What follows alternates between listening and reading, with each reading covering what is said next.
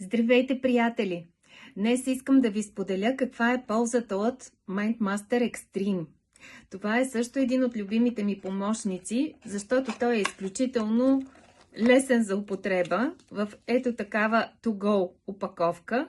Много лесно се приема еднократно за деня, подчертавам, да не се прекалява, изсипва се прахчето върху езика вътре в устата и се оставя да се разтвори. Каква е ползата от него обаче? Ползата е бърз прилив на енергия и отличен фокус на ума. Често живота ни причинява такива ситуации, в които вече сме изморени, а всъщност точно сега трябва да се мобилизираме. Дали защото ни очаква дълго шофиране, или някаква презентация, или интервю, или нещо, което е важно, или пък примерно при студентите предстои изпит. И е нужно да въведем бързо мозъка и тялото си в отлична кондиция.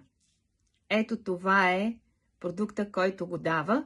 До 20-30 минути се усеща неговото въздействие. Отново става дума за чисти природни съставки. Ефекта идва най-вече от кофеин от гуарана. Именно заради това подчертавам една доза на ден, не повече, не прекалявайте.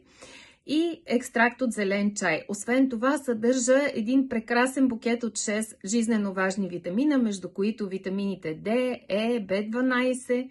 Много е практичен, много е лесен за употреба и е без захар. Бъдете здрави, енергични, фокусирани и използвайте силата на природата във ваша полза.